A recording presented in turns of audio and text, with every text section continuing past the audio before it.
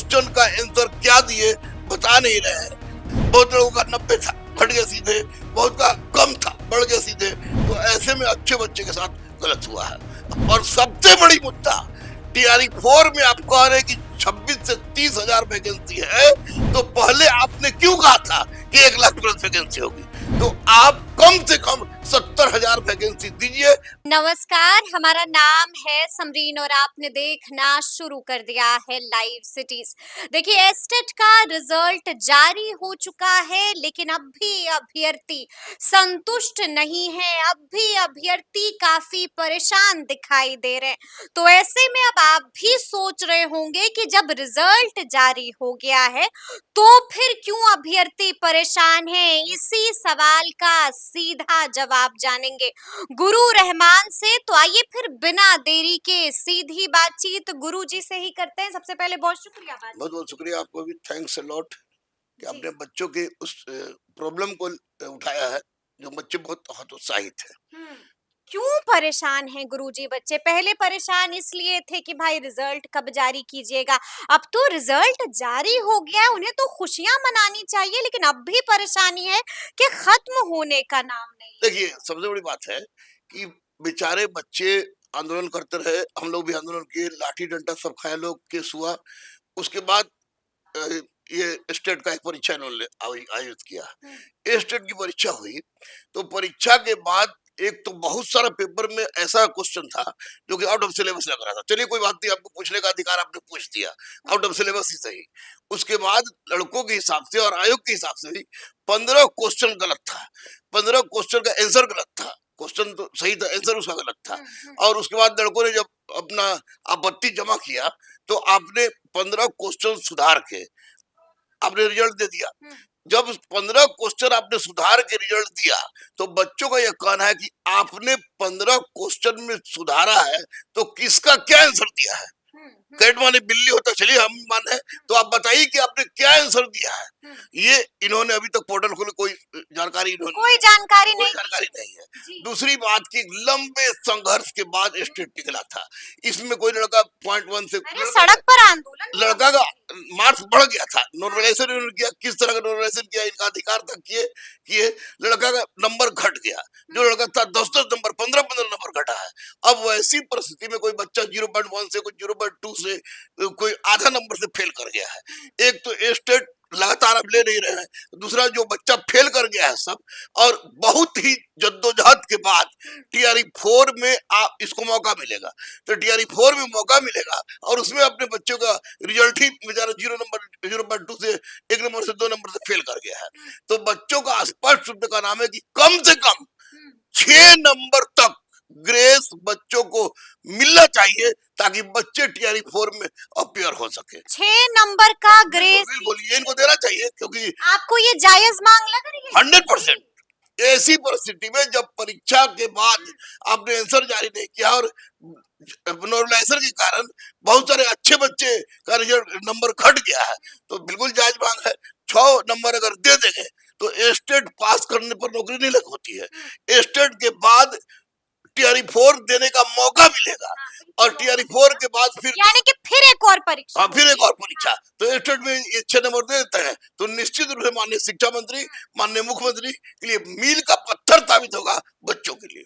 अच्छा, लेकिन गुरुजी हम आपसे ये भी जानना चाहेंगे, रिजल्ट के आंकड़ों के बारे में भी चर्चा करना चाहेंगे। कितने लोग पास, कितने लोग फेल हुए? देखिए, पास का तो एक फिक्सेशन होता है कि इतना नंबर लाइएगा, तो आप 75 लाए तो ये क्वालिफाई कर गए। ये क्वालिफाइंग परीक्षा है। इसमें ये साइंस, केमिस्ट्री में, कंप्यूटर साइंस में, कॉमर्स में जिस तरह से रिजल्ट हुई है, उस तरह से बच्चे हतोत्साहित हैं। और ऐसी अवस्था में माननीय शिक्षा मंत्री को सामने आके पोर्टल खुलवा दे की दिक्कत है। बहुत सारे लड़कों का साइबर वाले से मिसप्रिंटिंग हुई है, उसको सुधारने का मौका नहीं मिल रहा है। आप किस क्वेश्चन का आंसर क्या दिए बता नहीं रहे हैं, ग्रेस नंबर दे नहीं रहे हैं। अपनी इच्छा अनुसार आपने नॉर्मलाइजेशन का तरीका अपना के सीधे नंबर घटा दिए। बहुत लोगों का 90 था घट गया सीधे, बहुत का कम था बढ़ गया सीधे। तो ऐसे ऐसे में अच्छे बच्चे के साथ गलत हुआ है। और मेरी मांग है बच्चों की ओर से कि माननीय शिक्षा मंत्री से ये काम नहीं होगा। माननीय मुख्यमंत्री जिन पर सारा लोग विश्वास करता है, मुझे भी अटूट विश्वास है। शिक्षा मंत्री पर भरोसा क्यों नहीं है? शिक्षा मंत्री पर एक्शन में है शिक्षा मंत्री, हर एक परेशानी का समाधान कर रहे हैं शिक्षा मंत्री एज ए पुलिस ऑफिसर हाँ, रॉबिन हुड की उनकी छवि रही है। आप भी दरोगा मैं सैल्यूट करता हूँ उनको। हाँ, एक रॉबिन हुड की उनकी छवि रही है। मैं जी। उनको एएसपी से जानता हूँ, ठीक है। लेकिन शिक्षा मंत्री बनने के बाद हाँ, आज कुछ, कल कुछ, परसों कुछ, जो कहते हैं वो करते नहीं है। तो ऐसी परिस्थिति में लड़कों में संशय होना स्वाभाविक है। अच्छा, मांगे क्या क्या है गुरुजी? एक तो मांगे है कि जो 15 क्वेश्चन का आपने आंसर सुधारा है वो स्पष्ट कर दीजिए। दूसरी बात कि किसका क्या है। दूसरी बात कि जो लड़के मिनिमम नंबर से फेल किए हैं उसको ग्रेस देकर क्वालिफाई कीजिए। और सबसे बड़ी मुद्दा, टीआरई 4 में आप कह रहे हैं कि 26 से 30 हजार वैकेंसी है, तो पहले आपने क्यों कहा था कि 1 लाख प्लस वैकेंसी होगी? तो आप कम से कम 70,000 वैकेंसी दीजिए। ऐसी परिस्थिति में बच्चों के लिए भी बल्ले बल्ले और सरकार के लिए भी बल्ले नहीं, बल्ले। अभी आपने बीपीएससी टीआरई 4.0 का जिक्र कर दिया और आपने भी देखा कि जब रिजल्ट आया और सबने देखा कि लाखों अभ्यर्थियों ने जो है रिजल्ट में अपना डंका बजवा दिया, यानी कि लाखों अभ्यर्थी पास किए हैं। और कहा तो ये जा रहा है कि बहाली मात्र 27,000 पदों पर ही निकलेगी, जैसा कि शिक्षा मंत्री बार बार कह रहे हैं। तो अब क्या होगा? ये गलत है ना। जैसे आपने कहा था हाँ, कि हम 70 से 80,000 सीट देंगे।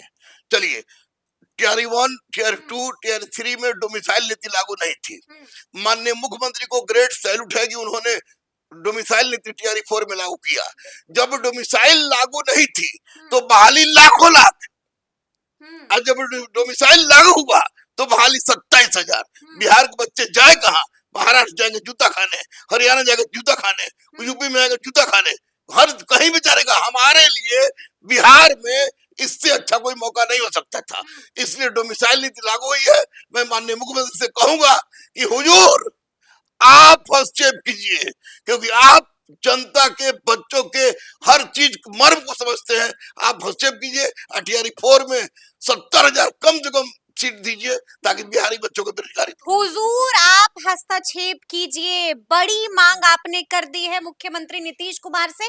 लेकिन गुरुजी, मुझे याद है पिछली बार भी हम लोगों ने चर्चा की थी और तब आपने कहा था कि मैं मुख्यमंत्री को पत्र लिखने जा रहा हूं। तब आपने कहा था कि मैं दोनों डिप्टी सीएम से मिलूंगा, पत्र भी सौंपूंगा। उस मामले में क्या कुछ खबर है? क्या कल मुलाकात हुई? हाँ, हम सम्राट भैया से मुलाकात हुई। हाँ, उनको मैंने सूचना दे दिया है। ठीक है। अब रही बात माननीय मुख्यमंत्री से, माननीय मुख्यमंत्री पत्र लिखा हाँ आपने? बिल्कुल, माननीय मुख्यमंत्री के पास पत्र मैंने लिखा है। हाँ, और मैं व्यक्तिगत रूप से पूरी कोशिश करूंगा माननीय मुख्यमंत्री से मिल लूं अच्छा। और ऐसी परिस्थिति बच्चों की समस्या का निराकरण हो सके।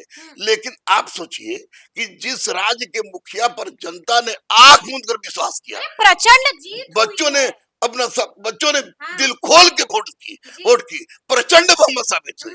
तो हाँ, निश्चित रूप से नीतीश कुमार एक ईमानदार व्यक्ति है, एक मर्म समझते हैं बच्चों के दर्द का, कि वो छात्र नेता से ऊपर उठे हैं, इसलिए वे बच्चों के दर्द को समझे और स्टेट की समस्या को दूर करे।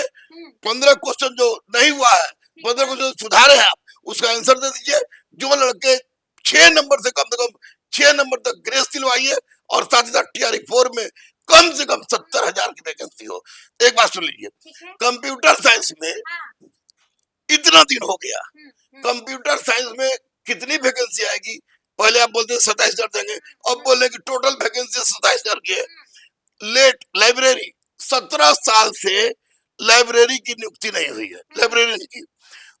अगर बिना पुजारी के मंदिर, घेराव भी हुआ, बिना पुजारी के मंदिर हाँ, और बिना पेशीमाम के मस्जिद नहीं होता है, नहीं, उसी तरह बिना लाइब्रेरी के हाँ, विद्यालय का कोई औचित्य नहीं है।